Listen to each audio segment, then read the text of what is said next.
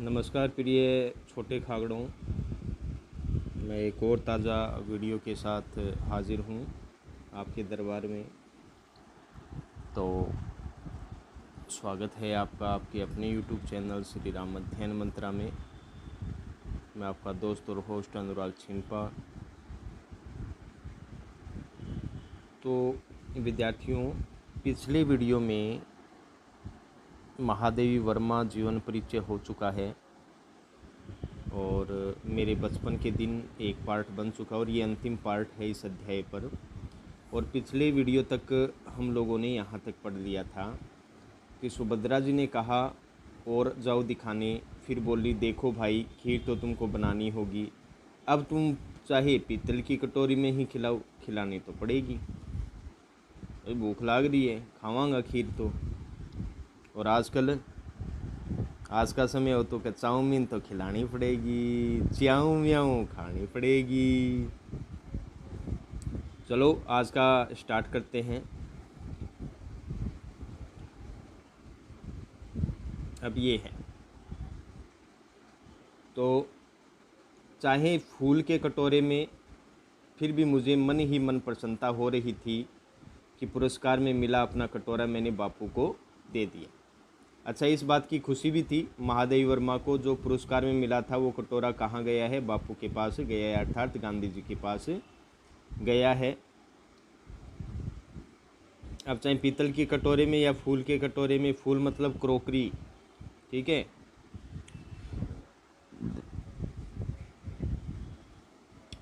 सुभद्रा जी छात्रावास छोड़कर चली गई, तब उनकी जगह एक मराठी लड़की जेबू निशा हमारे कमरे में आकर रही। ये प्रश्न आ सकता है कि सुभद्रा जी की जगह महादेवी जी के पास कौन सी लड़की आई, तो आपको बताना होगा मराठी लड़की थी जिसका नाम क्या था, जेबू निशा। वह कोल्हापुर से आई थी। कोल्हापुर है महाराष्ट्र में। कहाँ है?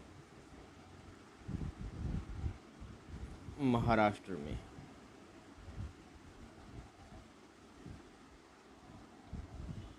जेबुन मेरा बहुत सा काम कर देती थी। वह मेरी डेस्क साफ़ कर देती थी, किताबें ठीक से रख देती थी और इस तरह मुझे कविता के लिए कुछ और अवकाश मिल जाता था।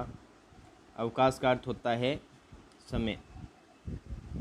अब भाई वो इतना कार्य कर देती थी तो महादेवी जी को थोड़ा और समय मिल जाता था कविता करने के लिए। जेबुन मराठी शब्दों से मिली जुली हिंदी बोलती थी। मैं भी उसे कुछ कुछ मराठी सीखने लगी थी। वहाँ एक उस्तानी जी थी, जिन्नत बेगम। उस्तानी जी थी कौन? जिन्नत बेगम। जेबुन जब इकड़े तिकड़े या लोकड़ लोकड़ जैसे मराठी शब्दों को मिलाकर कुछ कहती तो उस्तानी जी से टोके बिना न रहा जाता था। वाह, देसी कौवा मराठी बोली। तो मतलब रह तो यहाँ रही हो सब में, लेकिन मराठी बोली बोलती हो। जेबुन कहती थी नहीं उस्तानी जी, यह मराठी कौवा मराठी बोलता है। कहने का मतलब ये है कि ये जो मराठी कौवा है वो मराठी बोलता है, मतलब ये महाराष्ट्र की है। और तो महाराष्ट्र की बोली कौन सी है? मराठी है। तो मराठी बोलेगी, ऐसा ना समझिए कि मैं यहाँ रहने वाली हूँ। जेबुन मराठी महिलाओं की तरह किनारीदार साड़ी और वैसा ही ब्लाउज पहनती थी। कहती थी हम मराठी हूँ तो मराठी बोलेंगे। उस समय यह देखा मैंने कि सांप्रदायिकता नहीं थी। तो सांप्रदायिकता क्या होती है? देखो, ये बना है संप्रदाय से। तो सांप्रदायिकता होती है संप्रदाय के नाम पर भेदभाव, अर्थात धर्म के नाम पर क्या हो जाता है? भेदभाव। ठीक है। संप्रदाय एक बड़ा समुदाय और उनके अंदर भेदभाव, वो सांप्रदायिकता कहलाती है। जो अवध की लड़कियां थीं वे आपस में अवधी बोलती थीं। बुंदेलखंड की आती थीं तो वे बुंदेली बोलती थी। कोई अंतर नहीं आता था और हम पढ़ते हिंदी थे। उर्दू भी हमको पढ़ाई जाती थी, परंतु आपस में हम अपनी भाषा में ही बोलती थी। यह बहुत बड़ी बात थी। हम एक मेस में खाते थे। मेस क्या होता है? भोजन करने का स्थान, जहाँ पे संयुक्त भोजन किया जाता है छात्रावास में, तो वो मेस कहलाता है। एक प्रार्थना में खड़े होते थे, कोई विवाद नहीं होता था। मैं जब विद्यापीठ आई तब तक मेरे बचपन का, अब ये देखो ये है लेडी, आगे दिख नहीं रहा है, ये हॉस्टल है वहाँ का, यही मेस होता है, ठीक है। तो मैं जब विद्यापीठ आई तब तक मेरे बचपन का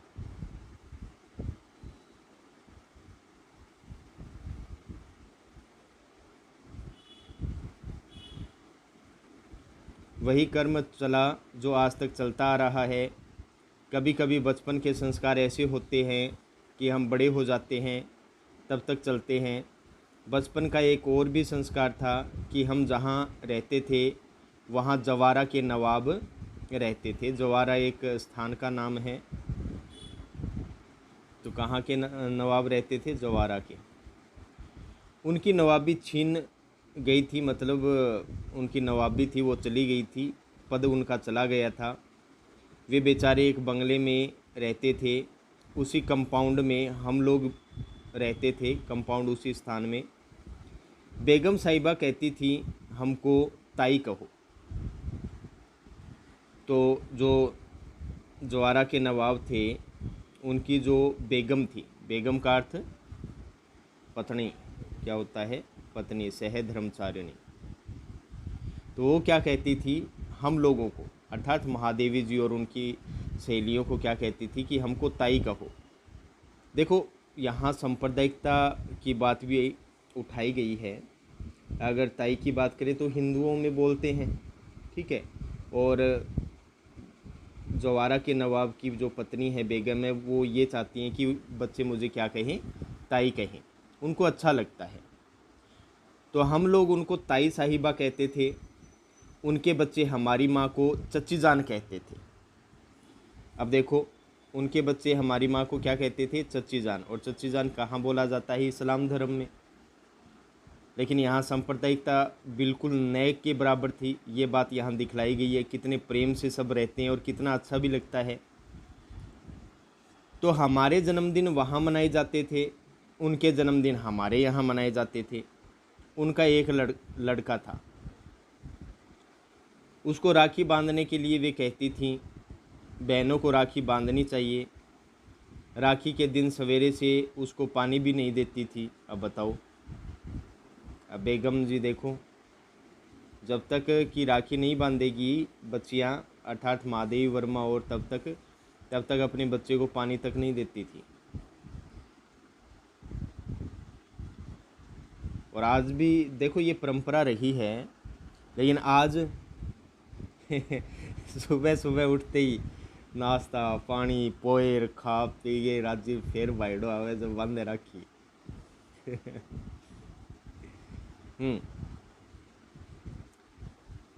कहती थी राखी के दिन बहनें राखी बांध जाए तब तक भाई को निराहार रहना चाहिए। तो बाइडो तो इन्हें बिना बाजार में खा पी गई फिर ही आवे बेचारो। बार बार कहलाती थी भाई भूखा बैठा है राखी बंधवाने के लिए, फिर हम लोग जाते थे। देखो कितना प्रेम है यहाँ। जो महादेव वर्मा की ताई साहिबा है, अर्थात जवारा के नवाब की बेगम है, वो कितने प्रेम से कह रही हैं कि देखो भाई भूखा बैठा है, राखी बांध के जाओ आप। तो सांप्रदायिकता बिल्कुल भी नहीं है। फिर हम लोग जाते थे, हमको लहरिये या कुछ मिलते थे। इसी तरह मुहर्रम में हरे कपड़े उनके बनते थे तो हमारे भी बनते थे। देखो मुहर्रम एक त्यौहार की तरह बनाया जाता है, वैसे ये दुखांत होता है। ये इस्लाम धर्म में दुखांत माना जाता है मुहर्रम। ऐसा माना जाता है कि इस्लाम धर्म में जो साहिब थे उनका देहांत हो गया था, पैगंबर साहिब का, तो उन्हीं के दुख में मुहर्रम मनाया जाता है, ठीक है।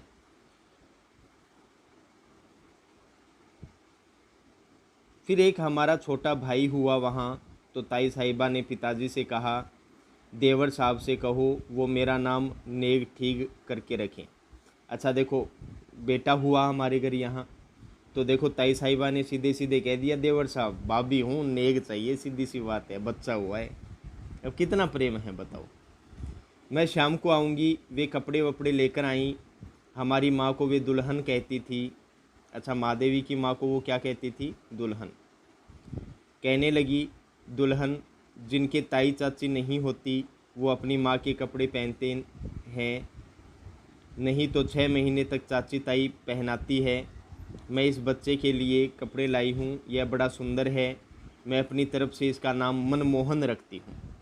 तो ताई साहिबा ने, ये प्रश्न याद रखना, ताई साहिबा ने उस बच्चे का नाम क्या रखा?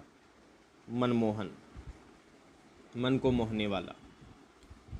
अब आगे देखो, वही प्रोफेसर मनमोहन वर्मा आगे चलकर जम्मू यूनिवर्सिटी के वाइस चांसलर रहे।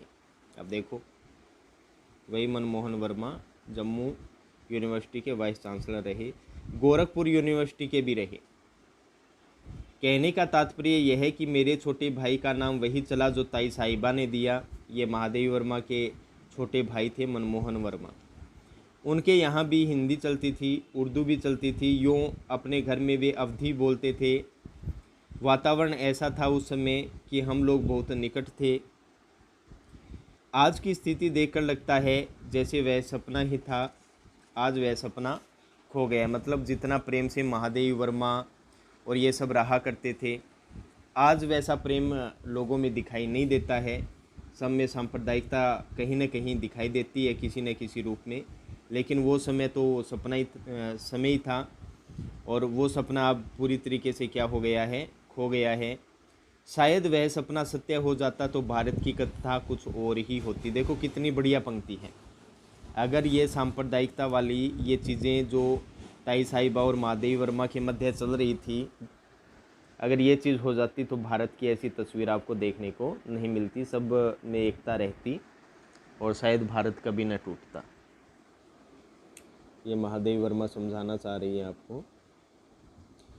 तो साथियों, ये तो हो गया आपका अध्याय पूर्ण, और भले प्रकार से समझ में भी आया होगा। तो मित्रों, अब बात करते हैं क्वेश्चन आंसर की। ये हैं आपके अभ्यास प्रश्न, तो समझ लीजिए कि इसमें क्या दिया गया है। मैं उत्पन्न हुई तो मेरी बड़ी खातिर हुई, मतलब सम्मान आदर किया गया, और मुझे वह सब नहीं सहना पड़ा जो अन्य लड़कियों को सहना पड़ता है। इस कथन के आलोक में अर्थात प्रकाश में आप यह पता लगाएं कि उस समय लड़कियों की दशा कैसी थी।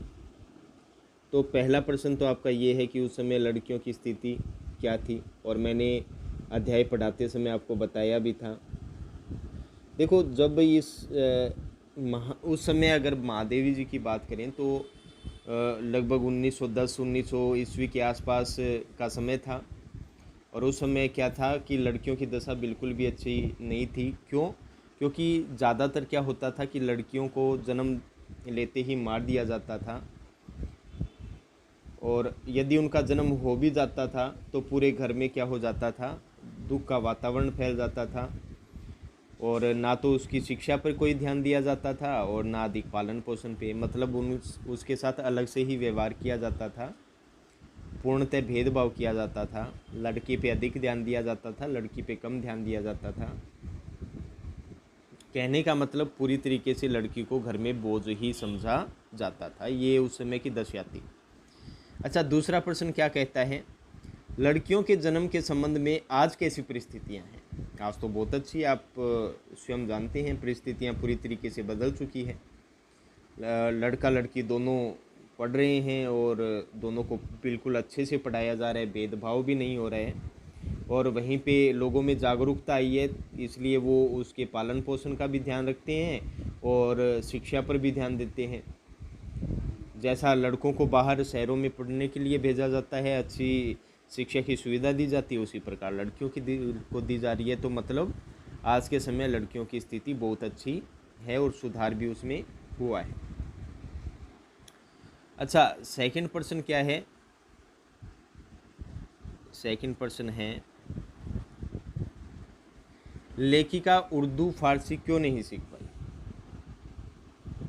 देखो, पहली बात तो महादेवी वर्मा की उर्दू फारसी में रुचि नहीं थी, जैसा कि शुरू में पढ़ा था। हालांकि उनके जो बाबा थे वो ये ज़रूर चाहते थे कि महादेवी वर्मा उर्दू और फारसी सीखे, लेकिन महादेवी वर्मा की ये बस की बात नहीं थी। और जब मौलवी साहब, आपको पता है पाठ में हम लोगों ने पढ़ा था कि जब मौलवी साहब घर आते हैं उर्दू पढ़ाने के लिए, तो महादेवी वर्मा क्या हो जाती है, चारपाई के नीचे छिप जाती है। तो इसी कारण वो उर्दू फारसी नहीं सीख पाई। एक तो रुचि नहीं थी और उनको डर भी लगता था। ठीक है, नेक्स्ट है, लेखिका ने अपनी माँ के व्यक्तित्व की किन विशेषताओं का उल्लेख किया है? देखो, अच्छे से हम लोगों ने पढ़ा था कि हिंदी अगर लेकर आई थी तो वो उनकी माता ही लेकर आई थी। सुबह शाम मीरा के भजन गाना, भाई गाती थी कि नहीं गाती थी? तो कहने का मतलब लेखिका की माँ जो थी वो सुबह शाम पूजा पाठ किया करती थी।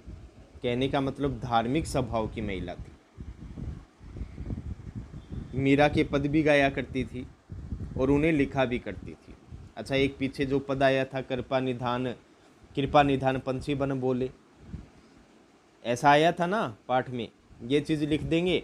और हिंदी प्रेमी थी और थोड़ी बहुत संस्कृत भी जानती थी, तो ये हो जाएगा। ठीक है, नेक्स्ट है, जवारा के नवाब के साथ अपने पारिवारिक संबंधों को लेखिका ने आज के संदर्भ में सोपन जैसा क्यों कहा है? देखो, अगर जवारा के नवाब की बात करें तो महादेवी वर्मा के उनके साथ बिल्कुल पारिवारिक संबंध थे। जैसे हम लोग अपने रिश्तेदारों से, सगे संबंधियों से रखते हैं, वैसी ही घनिष्ठता की जवारा के नवाब की महादेवी वर्मा के साथ थी। और देखो, जो ताई साहिबा थी उन्होंने महादेवी वर्मा के भाई का नाम भी मनमोहन रखा था। और हर त्यौहार और पर्व जो भी आता था वो सब मिलजुल कर बनाते थे। महादेवी वर्मा के यहाँ जो जन्मदिन होता तो वो ताई साहिबा के घर बनाया जाता, उनके बच्चों का कोई जन्मदिन होता तो वो महादेवी वर्मा के यहाँ मनाया जाता। तो कहने का मतलब सब में आत्मीयता का भाव था, लेकिन आज ऐसा देखने को नहीं मिलता है, तो वो एक सपने के जैसा है बस। ज़्यादा कोई खास नहीं है, आप कर लोगे, मुझे यकीन है आप लोगों पे। तो नेक्स्ट चलते हैं,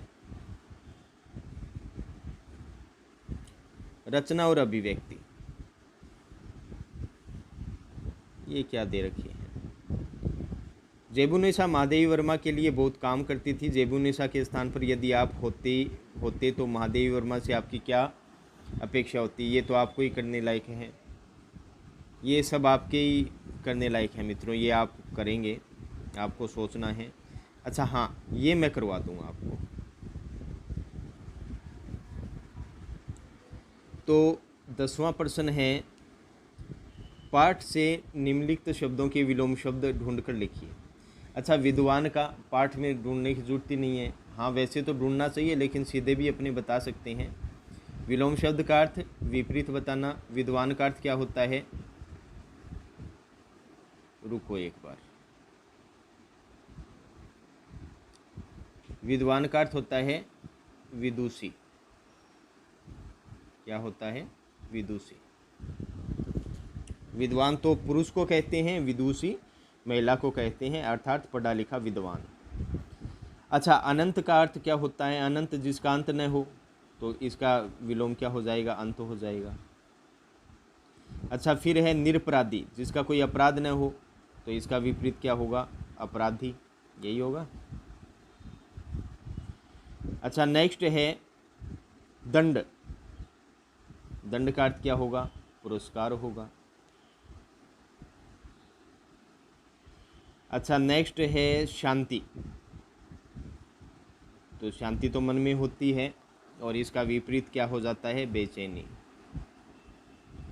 कौन सी चैनी? बेचैनी।